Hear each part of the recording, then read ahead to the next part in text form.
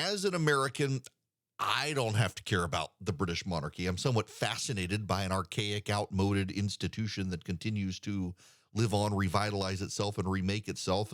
Several friends of mine have said this is ridiculous. This woman did nothing. Actually, she did a great deal. And people's unwillingness to acknowledge it is defied by the massive wave of people who stood 9 hours to tell her goodbye.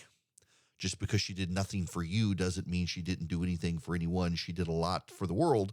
Most specifically, what she did is fell into a role she was not born to inhabit.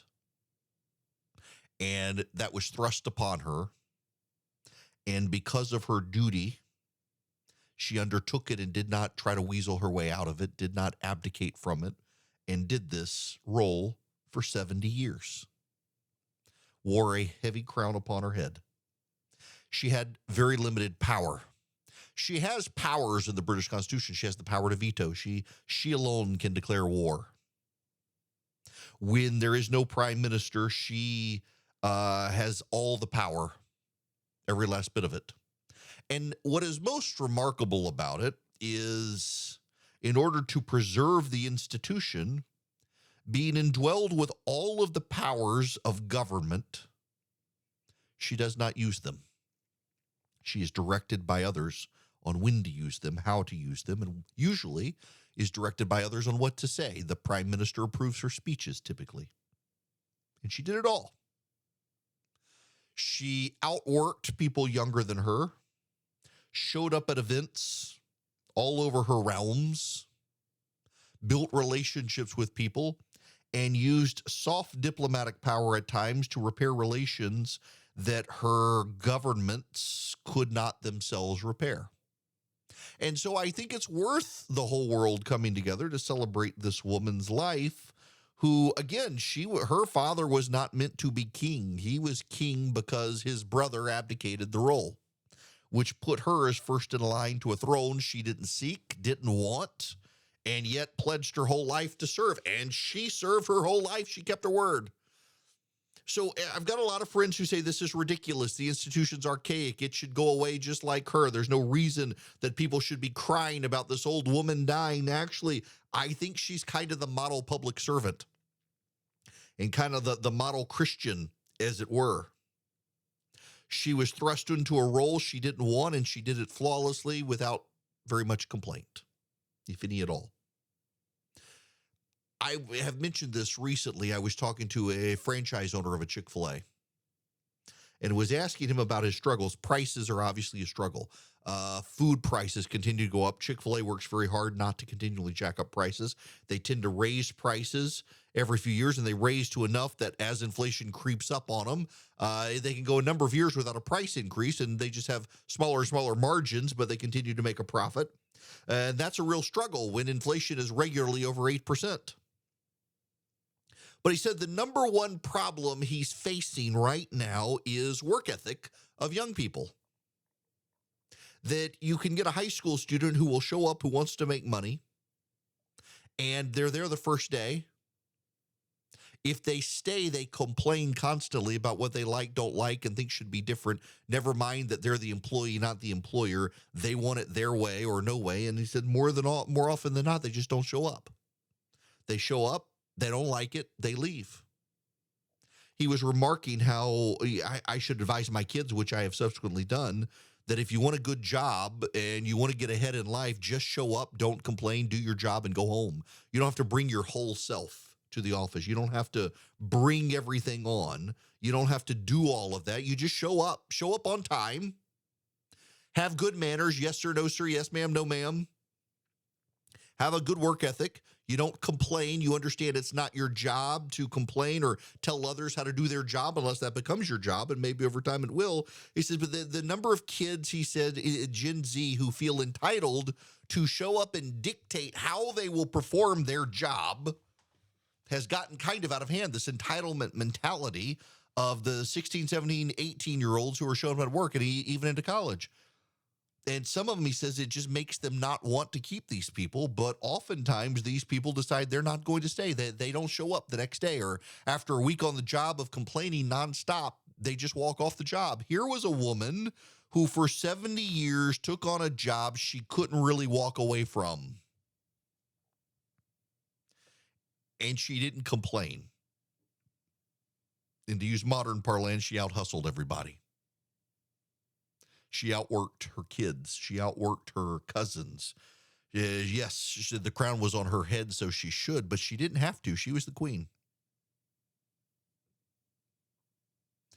And she did it and drew people to her. Now, there's an interesting contrast here, because I very intentionally, to make this point, played Joe Biden's speech, his interview about what he said to King Charles III about Queen Elizabeth. How many of you reacted negatively to hearing his voice? Truth be told, I do a little bit. Our founders decided that the President of the United States could serve in the dual role as head of government and head of state, and that there were jobs the president could do that transcended the role of head of government to head of state, where he was all of our president. Nowadays, I remember when George W. Bush was elected, lots of people held up signs on the Democratic side that said, "Not my president." 9/11 brought a lot, but not all people together. And then it got fractured again over time. When Donald Trump became president, of course, you had riots in the streets of Washington, D.C., looting, vandalism, burned cars. That girl holding her head screaming, "No, not my president," they said. And Republicans, of course, over time have reciprocated.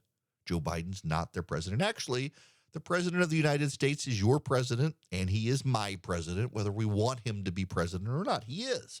And the founders put him in a role where he had to transcend partisanship on occasion, but it's become harder and harder for presidents to do that.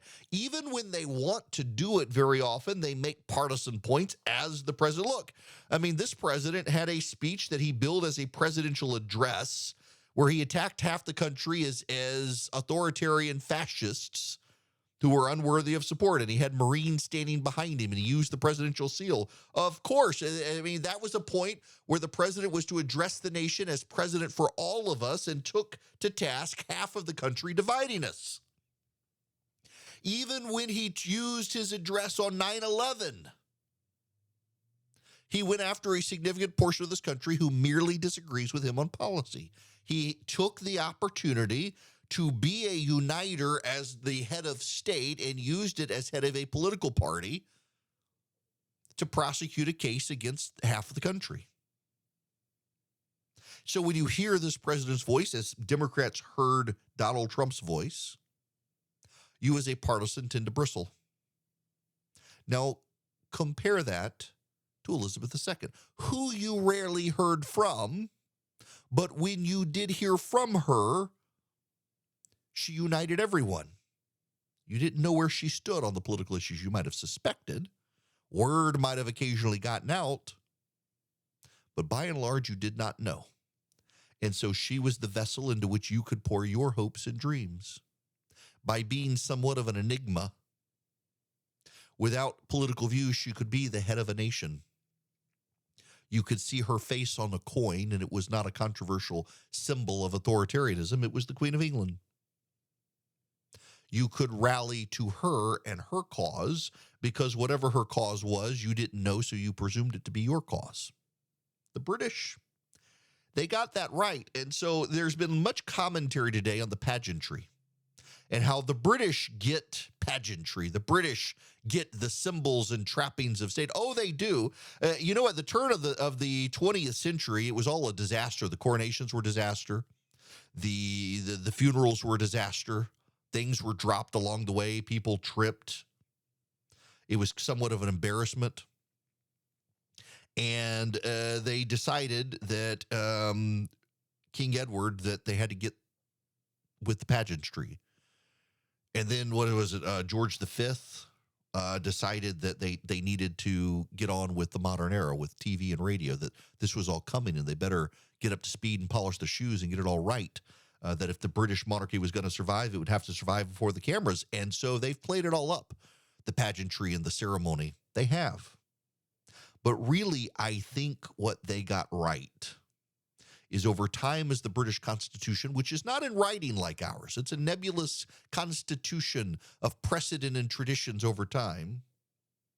They understood that there needs to be a national symbol that everyone can rally to beyond a flag, but to a person who is somewhat of an empty vessel, an enigma that everyone can pour their hopes and dreams into. Our presidents used to understand that there were times that they had to rise to the occasion and be the president of everyone, not just the leader of a political party or the head of a government. And they've tended to forget this, and we've forgotten it too and don't really give them the grace to be able to do it. So the significance of Elizabeth II dying and the monarchy continuing is that the British have an institution that they can look to as the embodiment of their nation, not of their government. The prime ministers go, the crown stays. And it matters greatly to them. But not just to them. More than 1 billion people around the world, some getting up at midnight, some at 2 o'clock in the morning, depending on where they were in the world, got up to watch the pageantry, to watch the ceremony, to watch the death and burial of Queen Elizabeth II. And maybe instead of dismissing it and thinking everyone's silly and nonsensical and insulting the people who cared, maybe wonder actually outside of your cynicism and disdain for an institution you don't care for, maybe wonder why it was, why it is. And at least begin to appreciate the fact that here lies Elizabeth II, Queen of England, Ireland, the Northern Ireland, Scotland, Wales, and 17 other nations and head of the Commonwealth. She didn't want the job. She didn't ask for the job. She didn't apply for the job, but she did the job for 70 years until the bitter end. And that alone, I think, in a day and age where so many people move from job to job that they get to choose, that alone is probably worth celebrating her life and, to a degree, mourning the loss of the second Elizabethan age. I really do.